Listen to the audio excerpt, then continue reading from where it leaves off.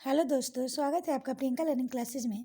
आज हम लोग देखते हैं सीटेट पेपर 2 के क्वेश्चन बैंक जो कि जनवरी 2021 में हुआ था, ताकि हम लोग का रिवीजन हो सके। तो चलिए हम लोग देखते हैं सीटेट के क्वेश्चन। तो आज हम लोग देखते हैं मैथ और साइंस के शिक्षक हेतु ये क्वेश्चन पूछा है। सोशल साइंस का अलग हो जाता है।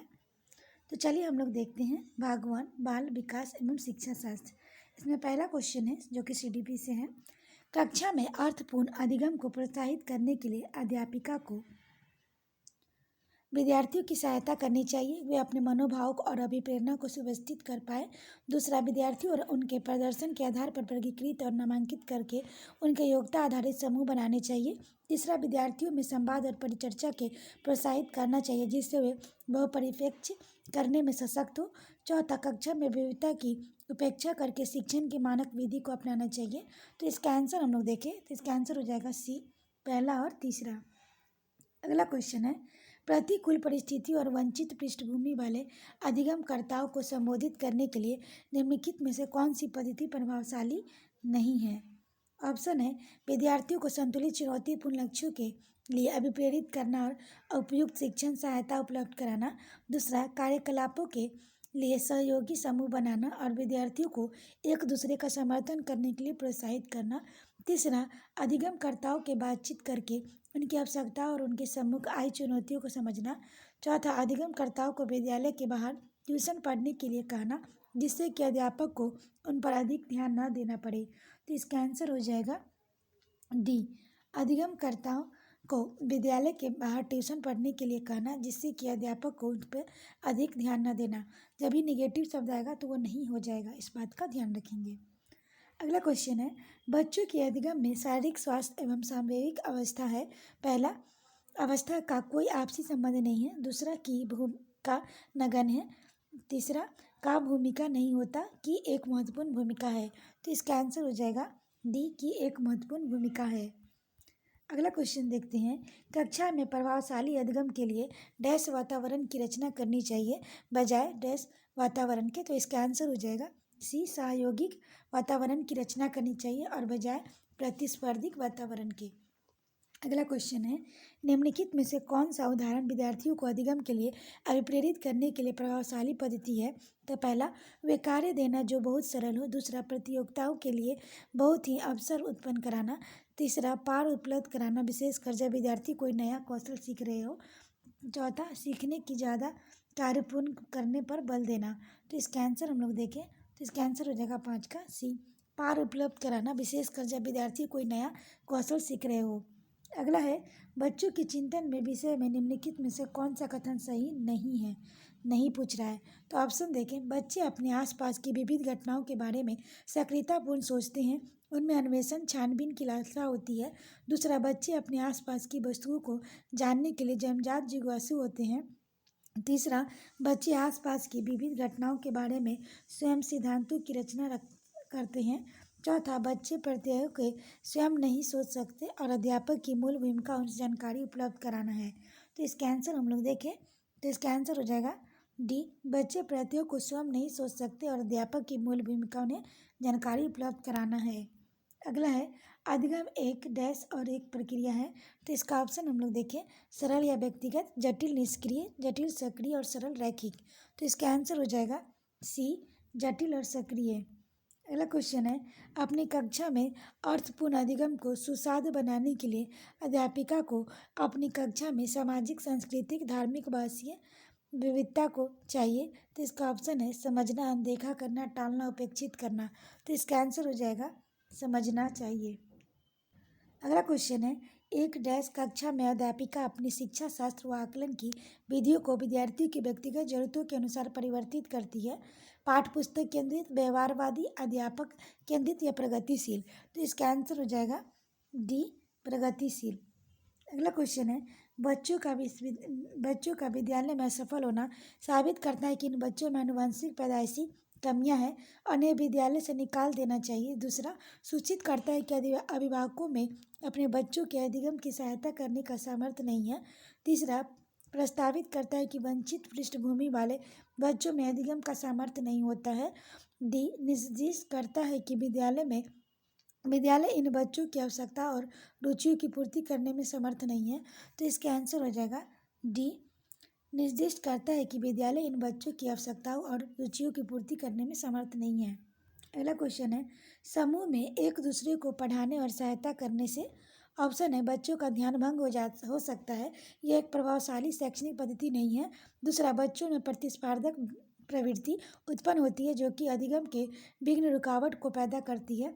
तीसरा, बच्चे स्वयं के चिंतन प्रक्रिया पर आक्षेप कर सकते हैं और संज्ञानात्मक क्रियाकलाप के उच्च स्तर पर पहुंच सकते हैं। चौथा, बच्चों के भ्रांति उत्पन्न हो सकती है जो उनके अधिगम में हस्तक्षेप करती है। तो इसका आंसर हो जाएगा सी। बच्चे स्वयं की चिंतन प्रक्रिया पर आक्षेप कर सकते हैं और असंज्ञानात्मक क्रियाकलाप के उच्च स्तर पर पहुंच सकते हैं। अगला क्वेश्चन देखें, बच्चों के समाजीकरण में विद्यालय प्राथमिक कारक है, दूसरा द्वितीय कारक है, सी में इसकी कोई भूमिका नहीं है, डी विद्यालय की बहुत कम भूमिका है। तो इसका आंसर हो जाएगा बी, द्वितीय कारक है, क्योंकि बच्चा प्राथमिक परिवार से सीखता है। अगला क्वेश्चन है, निम्नलिखित में से किस मनोवैज्ञानिक ने प्रस्तावित किया है कि बच्चों का चिंतन गुणात्मक रूप से वयस्कों की अपेक्षा अलग होता है? Howard Gardner, Lawrence Kohlberg, Jean पियाजे, लेवास्की। तो इसका आंसर हो जाएगा सी, जीन पियाजे। अगला क्वेश्चन है, विकास के विषय में निम्नलिखित में से कौन सा कथन सही है? पहला, विकास सुरुचिपूर्ण सुव्यवस्थित समूह की अवस्थाओं में पूर्व निश्चित आनुवंशिक घटकों के कारण होता है। दूसरा, विकास एक सरल एक दिशीय प्रक्रिया है। सी, बच्चों के विकास में बहुत सी सांस्कृतिक विविधता होती है।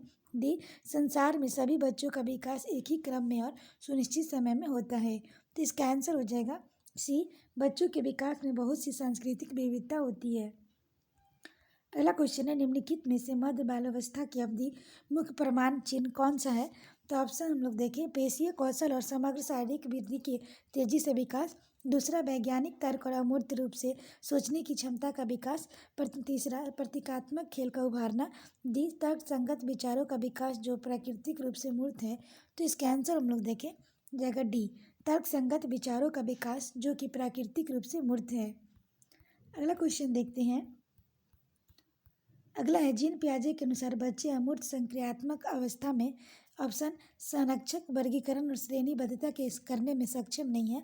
प्रतीकात्मक और सांकेतिक खेलों में भाग लेना प्रारंभ करते हैं। सी, परिकल्पित निगमनात्मक तर्क और विज्ञापित चिंतन करने में समर्थ है। डी, केंद्रीकरण और अंतःकरण सोच में आवर्ध है। तो इसका आंसर हो जाएगा सी, परिकल्पित निगमनात्मक तर्क और प्रतिज्ञापित चिंतन करने में समर्थ है। अगला क्वेश्चन है, लॉरेंस कोहलबर्ग की नैतिक विकास के सिद्धांत के अनुसार व्यक्ति की किस अवस्था में जब वह विश्वास करता है कि वर्तमान सामाजिक प्रणाली को सक्रिय पूर्वक बनाए रखने की धनात्मक मानवीय संबंध और सामाजिक वर्ग सुरक्षित करता है? तो ऑप्शन है, यंत्रीय उद्देश्य अभिविन्यास। बी, सार्वभौमिक नैतिक सिद्धांत अभिविन्यास। तीसरा, दंड और आज्ञा पालन अभिविन्यास। डी, सामाजिक क्रम व्यवस्था अभिविन्यास। तो इसका आंसर हो जाएगा डी, सामाजिक क्रम व्यवस्था अभिविन्यास। अगला है, बाल्यावस्था की अवधि में विकास में केवल परिणात्मक परिवर्तन होते हैं। दूसरा, अनियमित और संबंध होता है। सी, धीमी गति से होता है जिसे मापा नहीं जा सकता। डी, बहुस्तरीय और मिश्रित होता है। तो इसका आंसर हो जाएगा डी, बहुस्तरीय और मिश्रित होता है। अगला है, निकटस्थ विकास का क्षेत्र क्या है? तो पहला, वह प्रक्रिया जिसमें शुरू में विभिन्न समझ वाले दो व्यक्ति समान समझ पर पहुंचते हैं। दूसरा, वह प्रक्रिया जिसमें बच्चे समाज के व्यक्ति सदस्यों द्वारा निर्धारित विधि का से कार्य करते हैं। सी, बच्चों से वर्तमान स्तर पर स्वतंत्र प्रदर्शन और वयस्क व अधिक कौशल वाले सक्षम समकक्षियों की सहायता से बच्चों द्वारा उपार्जित किए जाने वाले प्रदर्शन के मध्य का क्षेत्र है। डी, विभिन्न प्रकार के कार्य जो कि अपनी आयु के अनुसार बच्चों को करने चाहिए परंतु वह नहीं कर सकती। तो इसका आंसर हम लोग देखें हो जाएगा सी, बच्चों के वर्तमान स्तर पर स्वतंत्र प्रदर्शन और वयस्क व अधिक कौशल वाले सहकक्षियों की सहायता से बच्चे द्वारा उपार्जित किए जाने वाले प्रदर्शन के मध्य का क्षेत्र है। अगला है, एक प्रगतिशील कक्षा में शिक्षण अधिगम प्रक्रिया के दौरान अधिगमकर्ताओं का मूल्यांकन है। इसका ऑप्शन देखिए, अभिभावकों के प्रति प्रतुष्टि देने की प्रयोजक में बेहद बेहद सफल, कम सफल और असफल विद्यार्थियों को पहचानने में सहायक होता है। दूसरा बेहद महत्वपूर्ण है क्योंकि यह बच्चों की समझ की जानकारी देता है। अध्यापिका को अपने शिक्षा शास्त्र पर विचारने में सहायता होता है। सी, बच्चों के अधिगम की सहायक नहीं है। डी, बच्चों की अधिगम प्रक्रिया में रुकावट उत्पन्न करता है। तो इसका आंसर हो जाएगा बी, बेहद महत्वपूर्ण है कि यह बच्चों की समझ की जानकारी देता है। अध्यापिका को अपने शिक्षा शास्त्र पर विचारने में सहायक होता है। अगला है, हार्वर्ड गार्डनर की बहुबुद्धि सिद्धांत के अनुसार निम्नलिखित में से कौन सा जोड़ा बुद्धि के प्रकार और अंतःस्थिति अनुपालन संभावना के अनुसार सही है। तो इसका आंसर देखिए, भाषिक मूर्तिकार, शारीरिक गति संवेदता खिलाड़ी, स्थानिक मनोवैज्ञानिक, अंतरावैयक्तिक विक्रेता। तो इसका आंसर हो जाएगा शारीरिक गति संवेदना खिलाड़ी। अगला क्वेश्चन है, लेव वाइवेस्की के अनुसार बच्चों को संज्ञानात्मक विकास चरणों में होता है। बी, स्कीमा के परिपक्व में से बच्चों को संज्ञानात्मक विकास अग्रसर होता है। सी, बच्चों के संज्ञानात्मक विकास में भाषा एक महत्वपूर्ण भूमिका है। डी, बच्चे भाषा का अधिग्रहण यंत्र द्वारा भाषा सीखते हैं। तो इसका आंसर हो जाएगा सी, बच्चों के संज्ञानात्मक विकास के भाषा की एक महत्वपूर्ण भूमिका है। अगला है, बाल केंद्रित कक्षा वह है जिसमें बच्चे के व्यवहार को निर्देशित करने के लिए अध्यापक पुरस्कार एवं दंड का प्रयोग करता है। बी, अध्यापक लचीला है और प्रत्येक बच्चे की व्यक्तिगत आवश्यकताओं को पूरी करता है। सी, अध्यापक केवल पाठ्य पुस्तक को ज्ञान के स्रोत के लिए उपयोग करता है। डी, अध्यापक बच्चों को उसकी क्षमता के आधार पर वर्गीकृत करता है। तो इसका आंसर हो जाएगा बी, अध्यापक लचीला है और प्रत्येक बच्चे की व्यक्तिगत आवश्यकताओं को पूरा करता है। अगला है, किस मनोवैज्ञानिक के अनुसार बच्चे के संज्ञानात्मक विकास में सांस्कृतिक उपकरण एक महत्वपूर्ण भूमिका निभाते हैं। Albert बंटूरा, BF. स्किनर, लेव वाइवेस्की, जीन पियाजे। तो इसका आंसर हो जाएगा सी, लेव वाइवेस्की। अगला क्वेश्चन है, कक्षा में सभी लिंगों के जेंडर रूढ़िवादिता को कम करने और विकास के विस्तार की संभावनाओं को बढ़ाने के लिए प्रभावशाली पद्धति कौन सी है। ऑप्शन है, एक ही लिंग के योग्यता समूह बनाना। बी, क्रियाकलाप के लिए मिश्रित लिंग समूह बनाना और विचार विमर्श को प्रोत्साहित करना। लिंगों के जैविक अंतरों की अपेक्षा करना और उन्हें अस्वीकार करना। डी, समाज में चित्रित लिंग भूमिकाओं को प्रबल करना। तो इसका आंसर हम लोग देखें हो जाएगा बी। तो इसका आंसर हो जाएगा बी, जो है क्रियाकलाप में मिश्रित लिंग समूह बनाना और विस्तृत विमर्श को और विचार विमर्श को प्रोत्साहित करना। अगला क्वेश्चन है, अध्यापकों को कक्षा में बहुभाषिता को समझना चाहिए। एक समस्या, एक व्यवस्थागत मुद्दा, एक गुण और साधन। अगला, एक रुकावट। तो इसका आंसर हो जाएगा सी, एक गुण और साधन। अगला क्वेश्चन है, प्रतिभाशाली और सृजनात्मक बच्चों की आवश्यकताओं को किस प्रकार संबोधित किया जा सकता है। पहला, प्रश्न हल करने के लिए विशिष्ट निर्देश उपलब्ध कराकर। दूसरा, रटने की आधारित परीक्षा देकर। तीसरा, चुनौतीपूर्ण कार्य और निरस्ता दूर करने के लिए क्रियाकलाप देकर।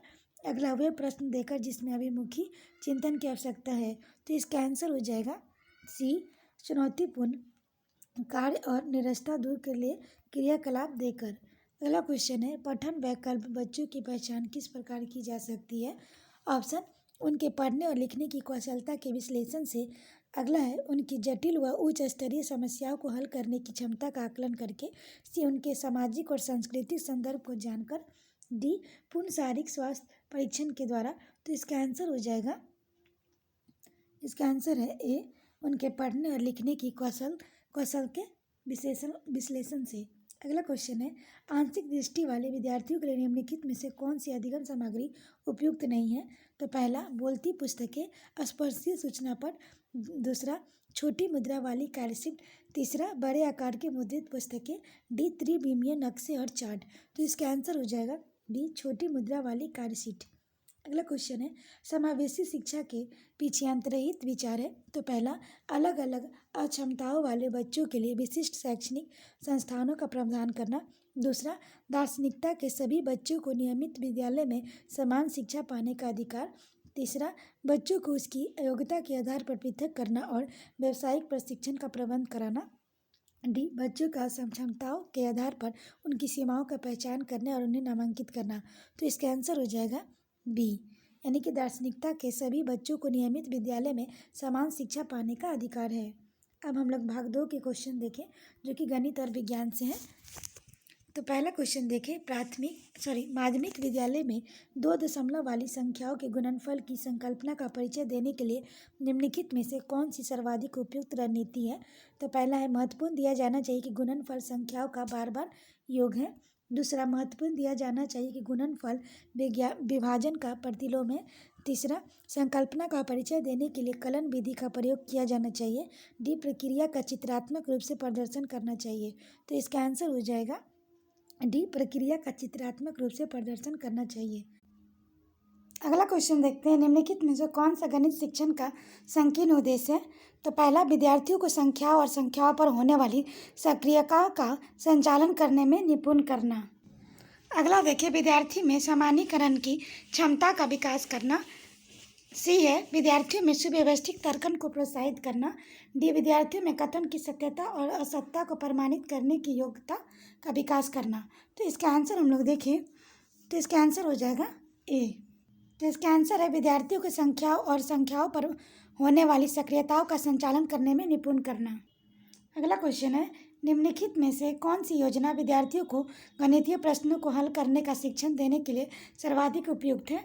तो पहला, अध्यापिका को शुरू में ही समस्या के हल प्राप्त करने के चरणों की व्याख्या कर देनी चाहिए। दूसरा, विद्यार्थियों को प्रोत्साहित किया जाना चाहिए वे प्रश्न का बहुत से परिप्रेक्ष्यों से अवलोकन करें। तीसरा है, अनुमान एवं सत्यापन अभिगम को कड़ाई से हतोत्साहित किया जाना चाहिए। डी, प्रारंभ में ही दिए गए प्रश्नों के समूह को हल करने के लिए आवश्यक सूत्रों की सूची उपलब्ध करा देनी चाहिए। तो इसका आंसर हो जाएगा बी, विद्यार्थियों को प्रोत्साहित किया जाना चाहिए वे प्रश्न का बहुत से परिप्रेक्ष्यों में अवलोकन करें। अगला क्वेश्चन है, निम्नलिखित में से अशुद्ध कथन को पहचानिए। तो पहला, गणितीय संचारण में भाषा का प्रयोग परिशुद्ध होना आवश्यक है। दूसरा, गणितीय ज्ञान की संरचना में अनुमान लगाना उपयोगी नहीं होता। सी, गणितीय ज्ञान की संरचना में परिकल्पना की एक भूमिका है। चौथा है, गणित में कल्पित तर्क प्रमुख होते हैं। तो इसका आंसर हम लोग देखें, ये हो जाएगा बी, गणितीय ज्ञान की संरचना में अनुमान लगाना उपयोगी नहीं होता है। अगला क्वेश्चन है, विद्यार्थियों में गणित अधिगम का मूल्यांकन करने के लिए निम्नलिखित में से कौन सी योजना वांछनीय है। पहला, विद्यार्थियों की अपने उत्तरों को समर्थन देने की क्षमता मूल्यांकन का महत्वपूर्ण आधार होना चाहिए। बी, गणितीय शब्द संग्रह का विकास मूल्यांकन का आधार नहीं होना चाहिए। अगला है, समानता के लिए सभी विद्यार्थियों को एक समान कार्य देने चाहिए। अगला है, विद्यार्थियों के अशुद्ध उत्तरों की अपेक्षा करनी चाहिए। तो इसका आंसर हम लोग देखें, ये हो जाएगा ए, विद्यार्थियों को अपने उत्तरों को समर्थन देने की क्षमता मूल्यांकन का महत्वपूर्ण आधार होना चाहिए। अगला क्वेश्चन देखते हैं, एक आकृति की त्रिभुज होने के लिए शर्त की यह 3 रेखाखंडों को सममिलन हो। तो इसका ऑप्शन है ए, आवश्यक और पर्याप्त दोनों ही शर्त है। दूसरा है, न तो आवश्यक है न ही पर्याप्त शर्त है। सी, आवश्यक है परंतु पर्याप्त शर्त नहीं है। डी, पर्याप्त है परंतु आवश्यक शर्त नहीं है। तो इसका आंसर हो जाएगा सी, आवश्यक है परंतु पर्याप्त शर्त नहीं है। अगला क्वेश्चन है, निम्नलिखित कथनों पर ध्यान दीजिए। ए इजकल टू, यदि एन सम है तो एन स्क्वायर सम है। बी है इजकल टू, यदि एन स्क्वायर सम नहीं है तो एन सम नहीं है। सी, यदि एन स्क्वायर सम है तो एन सम है। डी, यदि एन सम नहीं है तो एन स्क्वायर सम नहीं है। निम्नलिखित में से कौन सा कथन सत्य है। तो इसका आंसर हम लोग देखें तो इसका आंसर हो जाएगा सी। अगला क्वेश्चन देखते हैं, सी में है सी और ए का विलोम है। 38वां क्वेश्चन, दृष्टिबाधित विद्यार्थियों के लिए निम्नलिखित में से किसका प्रयोग गणित शिक्षण अधिगम के साधनों के रूप में नहीं किया जा सकता है। नहीं जब ये पूछेगा तो किसका कथन है। तो ये टाइल का, जियो बोर्ड्स का, जियो जेब्रा, टेलर की गेंद तारा। तो इसका आंसर हो जाएगा सी, जियो जेब्रा। अगला क्वेश्चन है, निम्नलिखित कथनों में से कौन सा सत्य है। तो पहला, गणितीय ज्ञान के उत्पादन में अंतर्ज्ञान की कोई भूमिका नहीं है। दूसरा, गणितीय कथन प्रतिबंधित हो सकते हैं। तीसरा, गणित की पुस्तकों में दी गई सभी प्रमेयों की उत्पत्ति से ही गणित बनता है। डी, यदि व्यक्ति को एक अंग गणितीय परिकल्प में अच्छा है तो वह गणित में भी अच्छा होगा। विलोमता से यह सत्य होगा। तो इसका आंसर हो जाएगा बी, गणितीय कथन प्रतिबंधित हो सकते हैं। अगला क्वेश्चन है, समावेशी कक्षा में पठन अक्षमता वाले विविध बाधित क्षमता के छात्रों के गणित अधिगम के विषय में निम्नलिखित में से कौन सा कथन सत्य नहीं है। तो पहला है, पठन अक्षमता वाले बच्चों को अपने विचारों को क्रमबद्ध और संगठित रूप से लिखने में कठिनाई हो सकती है। दूसरा, पठन अक्षमता केवल भाषा सीखने को प्रभावित करती है न कि गणितीय अधिगम को। सी पठन अक्षमता का प्रभाव व्यक्ति की संख्याओं के शाब्दिक और स्थानिक दृष्टिकोण में समन्वय करने पर होता है।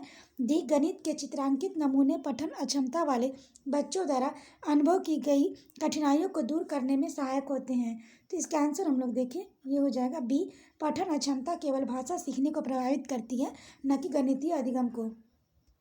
अगला है 6 अंकों की बड़ी से बड़ी संख्या के विभिन्न आवाज गुणनखंडों की संख्या है, तो इसका आंसर हो जाएगा 5। अगला है यदि 8 अंकीय संख्या 189x091y 88 से विभाजित है तो x माइनस वाई का क्या मान होगा, तो इसका आंसर हो जाएगा डी। अगला क्वेश्चन है मान लीजिए कि a इक्वल टू 11/13 है, b इक्वल टू 13/14 है, c इक्वल टू 15/17 है। तीन भिन्न में से निम्न में से कौन सा कथन सही है, तो इसका आंसर हो जाएगा A 11/13 greater than 15/17 greater than 13/14। अगला क्वेश्चन है यदि 0.139 plus 0.75 plus 2.0 105 minus 1.001 in bracket into 1.1 equal to 2 minus k है, तो के का मान, तो इसका आंसर हो जाएगा ए 0.1071। अगला क्वेश्चन है यदि a इक्वल टू -3/4 है, b इक्वल टू 5/6 है, तो निम्न में से कौन सा कथन a और b के बीच स्थित नहीं है, तो इसका आंसर हम लोग देखें, तो इसका आंसर हो जाएगा b -7/9। अगला है 1.7 इंटू 10⁴ और 12 इंटू 5 इंटू 10⁻⁻6 के गुणनफल को मानक रूप में k इंटू 10⁻n द्वारा व्यक्त किया जाता है, तो t 2k प्लस n का मान है, तो इसका आंसर हो जाएगा बी 3.25। अगला क्वेश्चन है दो संख्याएं 3:5 के अनुपात में है, तो यदि प्रत्येक संख्या में 12 जोड़ा जाए तो यह अनुपात 5:7 हो जाता है यदि दी गई दोनों संख्याओं का योग, तो इसका आंसर हो जाएगा ए 48। अगला क्वेश्चन है किसी वस्तु का अंकित मूल्य 840 है, तो एक दुकानदार इस वस्तु को अंकित मूल्य पर 15% की छूट देकर बेचता है, फिर उसे 19% के लाभ होता है, तो वस्तु का क्रय मूल्य क्या है, तो इसका आंसर हो जाएगा ए 600 रुपये। अगला क्वेश्चन है यदि 5x - 7/3 plus 2 equal to 4x - 3/4 plus 4x है, तो 8x प्लस 5 का मान है, तो इसके आंसर हो जाएगा सी 6। अगला क्वेश्चन है मान लीजिए p equal to 12xy - 10y² - 18x² q equal to 14x² plus 12y² plus 9xy equal और r equal to 5y - x² plus xy है, तब p plus q minus r कितना होगा, तो इसका आंसर हो जाएगा b 20xy - 3x² - 3y²। अगला है यदि x4 plus 1/x4 equal to 322 x not 0 है, तो x माइनस 1/x का मान है, तो इसका आंसर हो जाएगा डी यानी कि 4। अगला क्वेश्चन है यदि 15x² - 26x plus 8 equal to ax plus b into cx plus d है, तो जहाँ a और c धनात्मक पूर्णांक है तो 2a plus b minus c minus 2d का मान क्या होगा, तो इसका आंसर हो जाएगा d 1। अगला क्वेश्चन है ट्रायंगल ABC और ट्रायंगल DCF में यदि AB इक्वल टू EF है तो BC इक्वल टू DE तथा CA इक्वल टू FD है, तो इसका मान हो जाएगा D triangle ABC not equal to triangle FED। अगला क्वेश्चन है निम्न में से कौन सा एक समकोण त्रिभुज की भुजाएं हो सकती है, तो इसका आंसर हो जाएगा बी 65 सेंटीमीटर 72 सेंटीमीटर और 97 सेंटीमीटर। अगला क्वेश्चन है किसी बहुफलक के 7 फलक और 10 शीर्ष है, इस बहुफलक के किनारों की संख्या है, तो इसका आंसर हो जाएगा ए 15। अगला क्वेश्चन है ट्रायंगल ABC में भुजा AB इक्वल टू ई तक तथा भुजा CA को D तक बढ़ाया जाता है यदि triangle BAD equal to 125 degree और triangle EBC equal to 100 degree है, तो निम्न में से कौन सा कथन सत्य होगा, तो इसका आंसर हो जाएगा ए ट्रायंगल ABC और ट्रायंगल ACB का अंतर 35 है। अगला क्वेश्चन देखिए समलंब PQRS में PQ not parallel to SR है, तो PQ और SR का अनुपात 3:2 है। यदि समलंब का क्षेत्रफल 480 सेंटीमीटर स्क्वायर है तो PQ तथा SR के बीच की दूरी 12 सेंटीमीटर है, तो SR की लंबाई होगी, तो इसका आंसर हो जाएगा डी 32 सेंटीमीटर। अगला है 88 सेंटीमीटर इंटू 10 सेंटीमीटर माप वाले एक आयताकार कागज के टुकड़े को बिना अति व्यापन किए मोड़कर एक 10 सेंटीमीटर ऊंचाई का बेलन बनाया जाता है। बेलन की धारिता लीटर में क्या है? तो इसका आंसर हो जाएगा डी 6.16। अगला है किसी घन का आयतन 2197 सेंटीमीटर क्यों है, इसका पार्श्व पृष्ठीय क्षेत्रफल सेंटीमीटर स्क्वायर में क्या है? तो इसका आंसर हो जाएगा सी 676। अगला है निम्न आंकड़ों के लिए परिसर बहुलक और माध्यक का माध्य क्या है? 5, 10, 3, 6, 4, 8, 9, 3, 15, 2, 9, 4, 19, 11, 4 का। तो इसका आंसर हो जाएगा डी 9 है। अगला है निम्नलिखित कथन में से कौन सा विज्ञान की प्रकृति का सबसे अच्छा वर्णन करता है? तो ऑप्शन है वैज्ञानिक अपने कार्य में पूर्ण रूप से निष्पक्ष होते हैं। दूसरा, वैज्ञानिक विधि अनुसंधान के संचालन के लिए एकमात्र मार्गदर्शिका है। सी, विज्ञान विश्वासों की एक प्रणाली है। डी, विज्ञान प्रकृति में सामाजिक है। तो इसका आंसर हो जाएगा डी, विज्ञान प्रकृति में सामाजिक है। अगला क्वेश्चन है विज्ञान की पाठचर्चा में संज्ञानात्मक वैधता का अर्थ है। ऑप्शन है पाठ्य पुस्तक की तुच्छीकरण। दूसरा, विज्ञान के उचित मजेदार तत्वों को शामिल करना। सी, विज्ञान की अवधारणाएं समय के साथ कैसे विकसित होती है का समावेशन।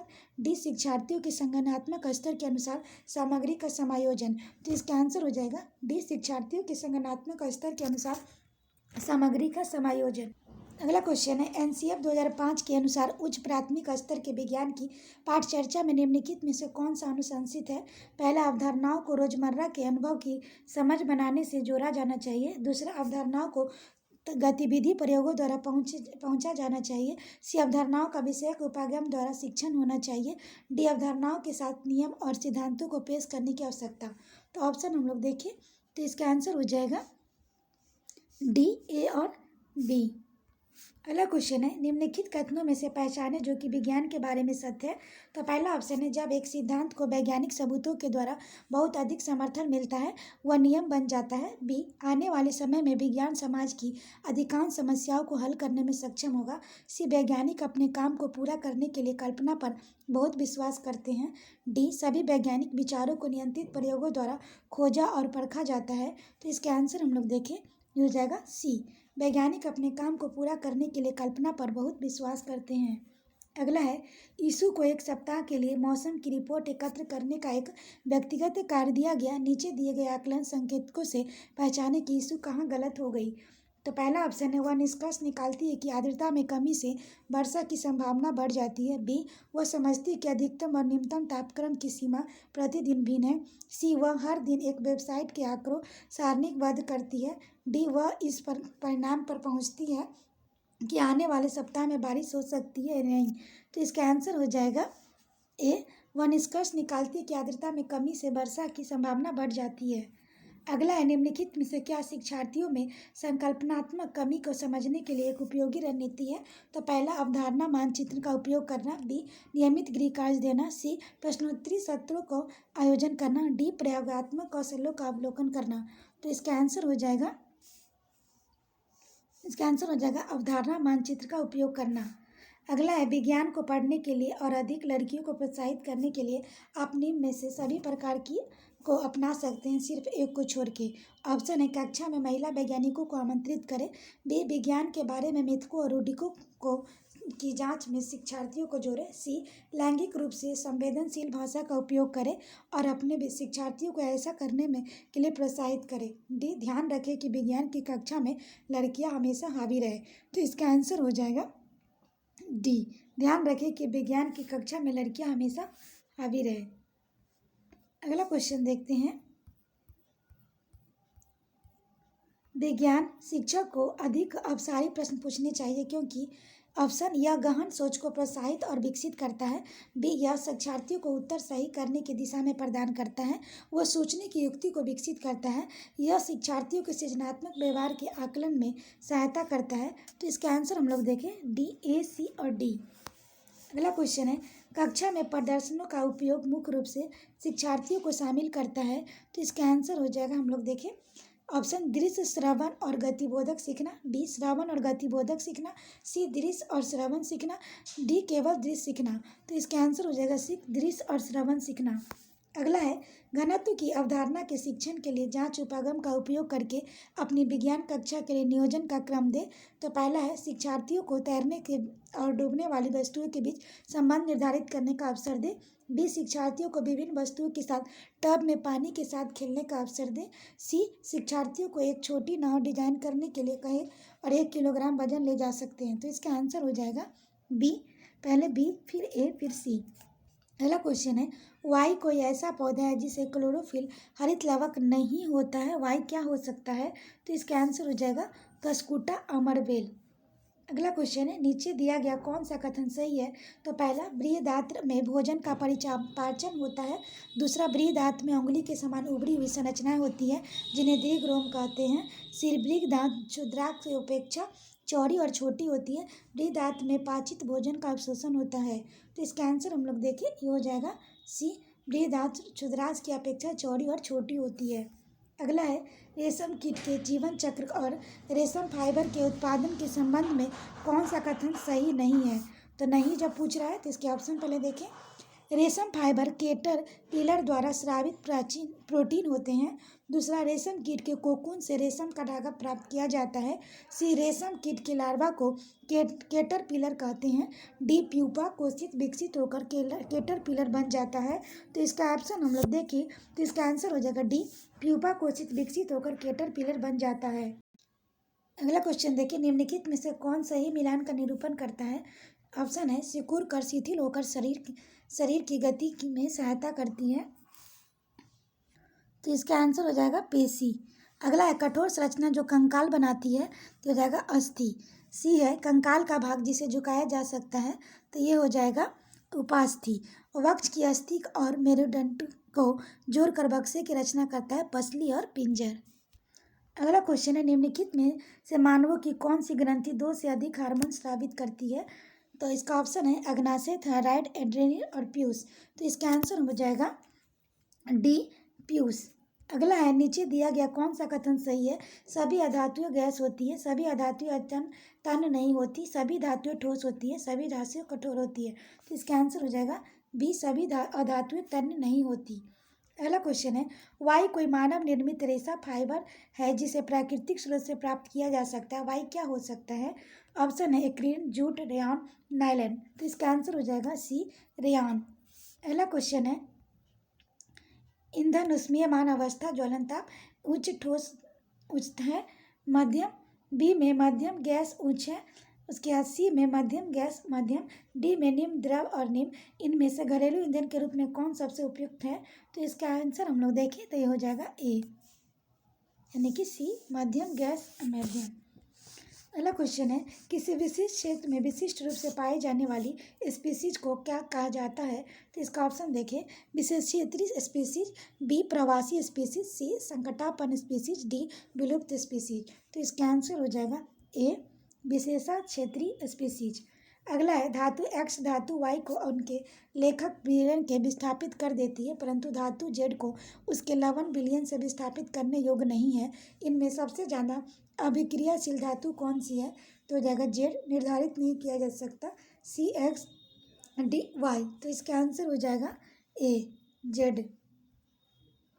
अगला क्वेश्चन है किस बिंब के से प्रकाश किरण किसी पृष्ठ पर गिरती है तथा पूर्णतः विसरित ढंग से परावर्तित हो जाती है, आप इस बिंब से प्रतिबिंब के प्रकृति के बारे में क्या कह सकते हैं? तो ऑप्शन है यह आभासी और आवर्धित होगा, बी कोई प्रतिबिंब नहीं बनेगा, सी यह आभासी और समान साइज का होगा, डी यह वास्तविक और आवर्धित होगा। तो इसका आंसर हो जाएगा बी कोई प्रतिबिंब नहीं बनेगा। अगला क्वेश्चन है अपने कमरे के फर्श पर रखे किसी विशाल बॉक्स को सरकाने के लिए रेशमा को निम्नलिखित बलों में से किसमें अधिक बल लगाना होगा? अभिलंब बल, पेशीय बल, स्थैतिज घर्षण, गुरुत्वाकर्षण बल। तो इसका आंसर हो जाएगा सी यानी कि स्थैतिज घर्षण। अगला है निम्नलिखित में से सही कथन की पहचान कीजिए। तो पहला है ध्वनि निर्वात में गमन नहीं कर सकती, बी ध्वनि की तारत उसके आयात द्वारा निर्धारित होता है, सी कंपन की आवृत्ति निम्न है जो तारत उच्च होता है, डी ध्वनि की प्रबलता का निर्धारण कंपन की आवृत्ति द्वारा किया जाता है। तो इसका आंसर हो जाएगा ए ध्वनि निर्वात में गमन नहीं कर सकती। अगला क्वेश्चन है, नीचे दिया गया कौन सा समुच्चय ऐसे द्रव्यों को समाविष्ट करता है जो विद्युत के हीन चालक है? तो ऑप्शन है शैम्पू, वनस्पति तेल, आसुत जल। बी चीनी का विलयन, सिरका, नींबू का रस। डी सी टोटी का जल और शैम्पू, शहद। डी लवण, विलयन, नींबू का रस, सिरका। तो इसका आंसर हो जाएगा ए शैम्पू, वनस्पति तेल, आसुत जल। अगला है, नीचे दिया गया कौन सा समुच्चय रासायनिक परिवर्तनों को समाविष्ट करता है? ऑप्शन भोजन पकाना, पानी उबालना, जल में चीनी घोलना, लोहे को जंग लगाना, कागज का जलना, भोजन का पाचन। सी में पानी उबालना, कांच तोड़ना, लोहे को जंग लगाना। डी जल में लवण घोलना, भोजन का पाचन, कागज के टुकड़े टुकड़े करना। तो इसका आंसर हो जाएगा बी लोहे को जंग लगाना, कागज का जलना, भोजन का पाचन। अगला है, नीना किराने के कुछ वस्तुएं खरीदने के लिए साइकिल से बाजार जा रही थी। बाजार से उसके घर से 4 किलोमीटर दूर है। उससे पहले 10 मीटर 12 किलोमीटर घंटे की चाल से गमन किया। उसे रास्ते में उसे मित्र निखत मिलती है जिससे वह रुक कर 15 मिनट बातचीत करती है। इसके पश्चात वह अपने यात्रा 8 किलोमीटर घंटे की चाल से फिर आरंभ करती है। उसकी यात्रा की औसत चाल क्या है? तो इसका आंसर हो जाएगा सी 6 किलोमीटर पर घंटे। अगला है, लवण और जल के मिश्रण को पृथक करने की प्रक्रिया निम्नलिखित में से कौन सहायक नहीं होगा? ऑप्शन है आसवन, उबालना, निस्तारण, निस्संदन। इसका आंसर हो जाएगा, इसका सभी सही है। अगला क्वेश्चन है, नीचे दिए गए प्रकाश के कौन से गुणधर्मों का उपयोग छाया बनाने की परिघटना की व्याख्या के लिए किया जाता है? ऑप्शन प्रकाश सरल रेखा में गमन करता है। बी प्रकाश उच्च चाल से गमन करता है। सी प्रकाश 7 वर्णों से रंगों से मिलकर बना है। डी प्रकाश अपारदर्शी वस्तुओं से नहीं गुजरता। तो इसका ऑप्शन हम लोग देखें, ये हो जाएगा डी और ए। अगला क्वेश्चन है, निम्नलिखित में से सही कथन को पहचानिए। तो पहला, दोमट मृदा में बड़े कणों का अनुपात बलुआ मृदा की अपेक्षाकृत उच्चतर होता है। बी चिकनी मृदा में महीन कणों का अनुपात दोमट मृदा की अपेक्षाकृत उच्चतर होता है। सी बलुआ मृदा में महीन कणों का अनुपात चिकनी मृदा की अपेक्षाकृत उच्चतर होता है। डी चिकनी मृदा में बड़े कणों और महीन कणों की मात्रा लगभग बराबर होती है। तो इसका आंसर हो जाएगा बी चिकनी मृदा में महीन कणों का अनुपात दोमट मृदा की अपेक्षाकृत उच्चतर होता है। अगला है, विटामिन एक्स की हीनता की कमी के कारण मसूरों से रुधिर बहने लगता है। यह विटामिन खनिज वाई के अवशोषण के लिए आवश्यक है तथा एक्स भोजन जेड में पाया जाता है। एक्स, वाई और जेड को पहचानिए। तो इसका आंसर हो जाएगा डी एक्स विटामिन, सी वाई आयरन, जेड नींबू वंश के फल। अब हम लोग भाग 3 भाषा 1 हिंदी के क्वेश्चन को देखते हैं। तो निम्नलिखित गद्यांश को पढ़कर पूछे गए प्रश्नों को सबसे उपयुक्त उत्तर वाले विकल्प को चुनना है। तो इसमें हम लोग देखें गद्यांश। खेल की कक्षा शुरू हुई तो एक दुबली पतली लड़की शिक्षक के ओलंपिक रिकॉर्ड के बारे में सवाल पूछने लगी। इस पर कक्षा में सभी छात्र हंस पड़े। 4 साल की उम्र में भी उसे पोलियो हो गया था। शिक्षक ने भी व्यंग किया, तुम खेलों के बारे में जानकर क्या करोगी? तुम तो ठीक से खड़ी भी नहीं हो सकती, फिर ओलंपिक के सहारा से क्या मतलब? ओलंपिक से तुम्हारा क्या मतलब? तुम्हें कौन सा खेलों में भाग लेना है जो यह सब जानना चाहती है? उदास होकर लड़की चुपचाप बैठ गई। सारी क्लास उस पर देर तक हंसती रही। घर जाकर उसने माँ से पूछा, क्या मैं दुनिया की सबसे तेज धावक बन सकती हूँ? उसकी माँ ने उसे प्रेरित किया और कहा, तुम कुछ भी कर सकती है, तुम इस संसार में नामुमकिन कुछ भी नहीं है। अगले दिन जब खेल पीरियड में उसे बाकी बच्चे से अलग बिठाया गया तो उसने कुछ सोचकर बैसाखियाँ संभाली, दृढ़ निश्चय किया कि साथ बोली, सर याद रखिएगा, अगर लगन सच्ची और इरादे बुलंद हो तो सब कुछ संभव है। सभी ने इस पर मजाक बना लिया और बात पर ठहाका लगाया। अब वह लड़की तेज चलने से के अभ्यास से जुट गई और कोच की सलाह पर अमल करने लगी। अच्छी और पौष्टिक खुराक लेने लगी। कुछ दिनों में उसे अच्छी तरह से चलना फिर दौड़ना सीख लिया। उसके बाद वह छोटी मोटी छौड़ में हिस्सा लेने लगी। अब कई लोग उसकी मदद के लिए आगे आने लगे। वे उसका उत्साह बढ़ाते, उसके हौसले बुलंद होने लगे। उसने 1960 में ओलंपिक में 100 मीटर, 200 मीटर और 4x100 रिले में वर्ल्ड रिकॉर्ड बनाकर सबको आश्चर्यचकित कर दिया। ओलंपिक में इतिहास रचने वाली वह बालिका थी जिस अमेरिका का प्रसिद्ध धाविका विल्मा रूडोल्फ। अब हम लोग इसका क्वेश्चन देखते हैं। तो पहला है, व्यंग क्रिया का सबसे उपयुक्त अर्थ होगा। व्यंग क्रिया का सबसे उपयुक्त अर्थ होगा तो इसका आंसर हो जाएगा ताना मारना। अगला क्वेश्चन देखते हैं। तो अगला है पौष्टिक खुराक में दोनों शब्द क्रमशः है, तो इसका आंसर हो जाएगा तत्सम आगत। अगला है तुम्हें कौन सा खेलों में भाग लेना है, भावार्थ की दृष्टि में देखें तो उपयुक्त वाक्य है, तो इसका आंसर हो जाएगा निषेधार्थक वाक्य। अगला है लड़की के सवाल पूछने पर छात्र हंस पड़े और क्योंकि लड़की, तो इसका आंसर हो जाएगा खेल नहीं सकती थी। अगला है आपके विचार से लड़की को सफलता की सबसे बड़ी प्रेरणा किससे दी, तो इसका आंसर हो जाएगा ए उसकी माँ ने। अगला है शिक्षक के उत्तर में सब उसके बारे में धारणा बनती है कि वह, तो इसका आंसर हो जाएगा कठोर था। अगला है लड़की के अनुसार सब कुछ संभव है यदि, तो इसका आंसर हो जाएगा सच्ची लगन और ऊंचा इरादा हो। अगला है गद्यांश में निहित मुख्य संदेश है, तो इसका ऑप्शन हम लोग देखें तो ये हो जाएगा सफलता के लिए लगन और परिश्रम आवश्यक है। अगला क्वेश्चन है आश्चर्यचकित का विग्रह होगा, तो इसका आंसर हो जाएगा आश्चर्यचकित। अगला हम लोग देखते हैं निम्नलिखित काव्यांश को पढ़कर पूछे गए प्रश्नों के सबसे उपयुक्त उत्तर वाले विकल्प को चुनिए। तो गद्यांश है दिशाएं निमंत्रण मुझे दे रही है, सफलता का यह द्वार मेरे लिए है, न अवरोध कोई, न बाधा कहीं, न संदेह कोई, न व्याख्यान कोई, अटल एक विश्वास मन में भरा है, नहीं पथ डगर आज अनजान कोई, हृदय में कहीं कह रहा बात कोई, धरा ओ गगन सिर्फ तेरे लिए है, नहीं कुछ यहाँ जो मुझे रोक पाए, न कोई यहाँ मुझे टोक पाए, अनजानी हवा में बहे जा रहा हूँ, मुझे आज लगता है कि मैं वह नहीं हूँ, रही जगमगा इंद्रधनुषी दिशाएं, दिगंतर मंदिर रस ओलंपिक पिए हैं, सॉरी अलौकिक पिए हैं। तो इसका हम लोग क्वेश्चन देखते हैं। व्याकरण की दृष्टि से इंद्रधनुषी शब्द है, तो इसका आंसर हो जाएगा, ये हो जाएगा विशेषण। अगला है अर्थ की दृष्टि से शेष से भिन्न शब्द को पहचानिए, तो इसका आंसर हो जाएगा डगर। अगला है कविता का केंद्रीय स्वर है, तो इसका आंसर हो जाएगा उत्साह और आत्मविश्वास।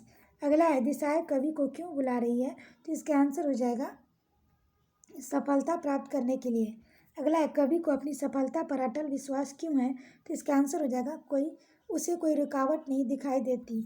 अगला है किस व्यक्ति से प्रेरित होकर कवि का व्यक्तित्व बदल गया है, तो इसका आंसर हम लोग देखें हो जाएगा मुझे आज लगता है कि मैं वह नहीं हूँ। अगला क्वेश्चन देखते हैं। तो अगला है त्रिभाषा सूत्र के अनुसार स्कूल की पहली भाषा जो पढ़ाई जाए वह हो, तो इसका आंसर हो जाएगा मातृभाषा या क्षेत्रीय भाषा। अगला है व्याकरण पढ़ाने की आपगन विधि में सर्वाधिक बल देती है, तो इसका आंसर हो जाएगा उदाहरणों। अगला है भाषा के संदर्भ में संचार माध्यमों का प्रयोग न केवल सामाजिक संवेदनाएं विकसित करता है बल्कि को समझने में मदद करता है, तो इसका आंसर हो जाएगा विभिन्न माध्यमों के प्रयुक्त भाषा। अगला है कहानियों की विभिन्न शैलियों पर की गई चर्चा बच्चों में मदद करती है, तो इसका आंसर हो जाएगा कहानियाँ रचने में। अगला है संदर्भ में व्याकरण किस पर बल देता है, तो इसका आंसर हो जाएगा भी पाठ पढ़ाते समय प्रसंग वंश आने वाले व्याकीकरण बिंदुओं को स्पष्ट करने में। अगला है प्रत्येक भाषा शिक्षक को इस बात की जानकारी जरूर होनी चाहिए कि उसकी कक्षा में बच्चों की पृष्ठभूमि क्या है, तो इसका आंसर हो जाएगा भाषिक और सांस्कृतिक। अगला है 7वीं कक्षा में पढ़ाने वाले ऋषभ ने बच्चों को जल संरक्षण पर आधारित सरकार द्वारा जारी पोस्टर दिखाया और चर्चा की ऋषभ द्वारा प्रयुक्त सामग्री है, तो इसका आंसर होगा प्रमाणिक। अगला है कविता शिक्षण के समय शिक्षक द्वारा ऐसे प्रश्नोत्तर पर बल देने चाहिए, तो इसका आंसर हो जाएगा डी जिनके उत्तर विभिन्न हो। अगला है गद्य शिक्षण में अपेक्षित नहीं है, तो इसका आंसर हो जाएगा बी अनुकरण क्षमता का विकास। अगला है हिंदी भाषा का पाठ्य पुस्तकों में हिंदीतर भाषाओं की रचनाओं को भी स्थान मिलना चाहिए ताकि, तो इसका आंसर हो जाएगा बच्चे हिंदीतर रचनाओं को भाषिक विशेषताओं में परिचित हो सके।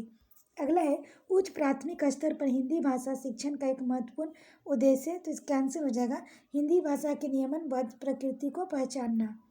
अगला क्वेश्चन देखते हैं भाषण परिचर्चा संवाद बच्चों की क्षमता का विकास करने में सहायक है, तो इसका आंसर हो जाएगा मौखिक अभिव्यक्ति।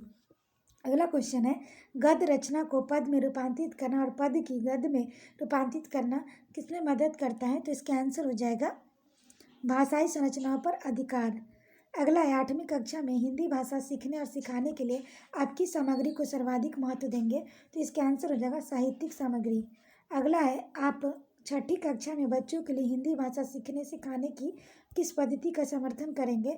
तो इसका आंसर हो जाएगा जिसमें बच्चे परस्पर अंतर क्रिया करते हैं। अब हम लोग भाग 4 देखें जो कि लैंग्वेज 2 इंग्लिश का है। तो इसके बारे में देखिए, read the passage given below and answer the question that follow by selective the correct and most appropriate option. तो हम लोग इसका पैसेज पढ़ते हैं। The richness of her childhood experience come from living a life which impacts traditional on the hand and the exposed to world of change, of questioning on the other. Her father's progressive ideas, his involvement in bringing about change in the desiccated Brahminical society, his encouragement of Kamala Devi to follow her own inspiration and yet give her opportunity to study in a school and participate in all the social functions with which he was involved as a senior revenue official. Her confidence, the example of her grandmother who lived the life of the scholar of fearless woman who traveled alone without any fear of any social disapproval or Arabia conscience was a fitting example to Kamala Devi, who would later travel all over the world, often risking her life. Girja Bai, her mother, was dominant influence throughout her childhood and youth, who set an example by overcoming all difficulties without a murmur. She discarded meaningless social custom and observed she championed the cause of women. Her conviction was that a woman must include herself so that they could be independent, and her insight that Kamala Devi should not only study but also participate in cultural activities and sports enriched her daughter's life. Kamala Devi went to with her mother to Seva Sadan and saw her exhorting women even older than her become literate. She heard her read to them from the newspaper, magazine, and extras from book by social reform and nationalized, followed by discussion and saw their attitude changing. Girja by love for shared by Kamala Devi, and she was encouraged to learn North Indian and Carnatic music. This love of music was great source of peace of Kamala Devi and in her later years. अब इससे related हम लोग question देखते हैं। तो पहला है which impaired addition the words impaired her means. तो इसका आंसर हो जाएगा बी फॉलोड। अगला क्वेश्चन देखते हैं an example by overcoming all difficult. तो इसका आंसर हो जाएगा difficulties the word overcoming means. तो इसका आंसर है ए कंस्क्यूरिंग। अगला है living a life which impair traditional. तो इसका आंसर हो जाएगा tradition. Which part of speech underline word. तो इसका आंसर हो जाएगा प्रोनाउन। अगला क्वेश्चन है which to contradictory kind of experience did Kamala Devi have in her childhood. तो इसका आंसर हो जाएगा ट्रेडिशन एंड चेंज। अगला है her father did not believe in. तो इसका आंसर हो जाएगा removing brahminical रेसिडेंसम।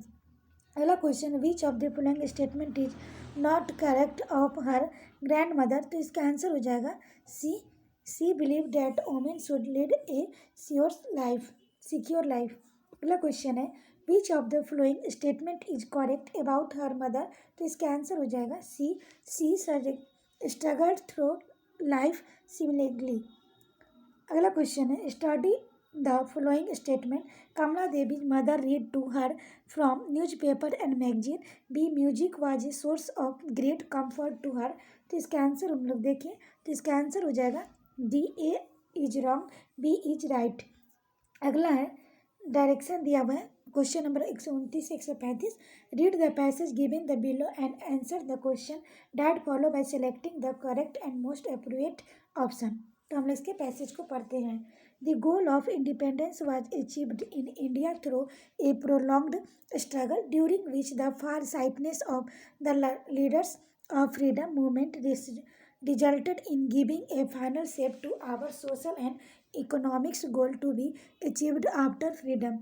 This vision imagining to build a self-reliant nation through maximum utilization of resource in men and material and the establishment of noble and liberal society. It has been an article to faith amongst the policy planner in India that while economics strength determines the scope and quality of political freedom for millions, the quality of freedom depends on increased work and product in facilities. It leads to just a equal distribution of wealth among the people so that the poor can also enjoy the benefit of freedom. This is the recognized impossible only through increased employment opportunity in the society. In human terms, democracy means availability of equal opportunity to all the people, irrespective of caste, creed, sex, and religion to develop their personalities. It means access to education in arts, science, and humanity, and also awareness of our age old values, the traditional. It needs to be emphasized that the Indian policy has been based on a concern from for the individual, not only as a worker working the for economics development of society, but also as an end in itself. In the Indian context, the concept of national development goes far beyond economics growth. It is concerned with the creation of nation united in one purpose of people speaking different language, professing different regions and rooted in the variety of culture. अब इसे related हम लोग question को देखें. While economic strength determine the scope, तो इसका answer हो जाएगा सी इन एस्टेब्लिश्ड. अगला है our social and economic goal part of the speech of underline word is, तो इसका आंसर हो जाएगा कंजक्शन. अगला क्वेश्चन है in the Indian context the concept of the word concept mean, तो इसका आंसर देखें आइडिया. अगला क्वेश्चन है the independence was achieves in India, तो इसका आंसर हो जाएगा C through a long struggle. अगला क्वेश्चन है our leaders vision independence India was based on, तो इसका आंसर हो जाएगा इकोनॉमिक सेल्फ रिलायंस्ड. अगला है in the addition to economics growth our society as कंस्यूक्स ऑल्सो नीड्स, इसका आंसर हो जाएगा just and equitable distribution of wealth.